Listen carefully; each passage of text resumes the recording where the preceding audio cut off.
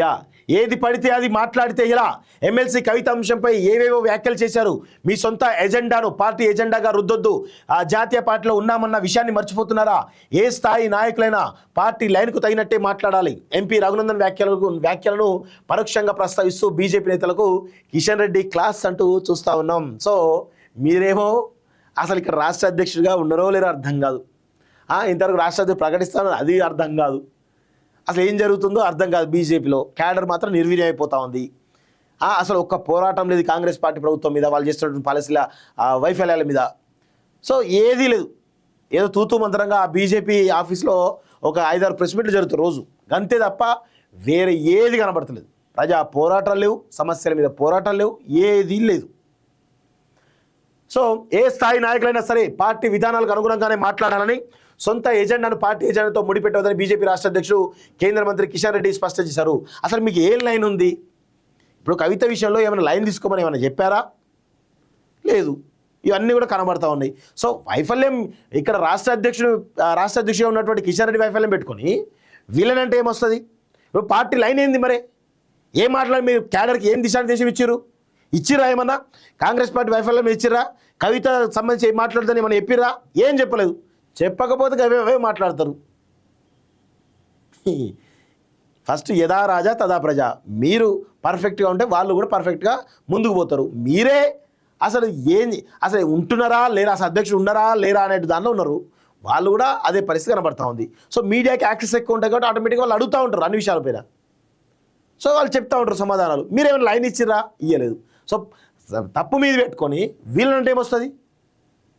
తప్పు అధ్యక్షుడే కదా అని ఇట్లా ఉంటుంది ఈ లెక్క పరిస్థితి. బీజేపీ ఆగమాగం ఉన్నది.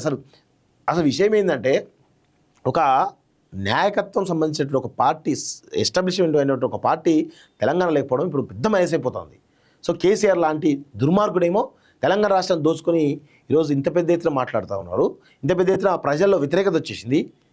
కంప్లీట్ వాళ్ళు కొలాప్స్ అయ్యే పరిస్థితి కనబడుతుంది. ఇప్పుడు తెలంగాణకు ఒక కోర్ అంటే ఆ అస్తిత్వం కలిగినటువంటి ఒక పొలిటికల్ పార్టీ అవసరం అయితే ఖచ్చితంగా ఉన్నదని చాలా స్పష్టంగా అర్థమవుతా ఉంది. సో ఇక్కడ ఏమంటుండు, ఏదైనా ఒక అంశంపై ముందుగా పార్టీలో చర్చించుకున్నాక మాట్లాడి తెలిసిపారు. చర్చించుకోవడానికి ఏడున్నారు మీరు?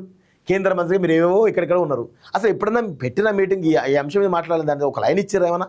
ఏమి ఇయ్యరు. మీరు మాట్లాడుతూ ఉన్నారు. తాజాగా రాష్ట్ర పార్టీ ముఖ్యులతో టెలికాన్ఫరెన్స్ నిర్వహించారు.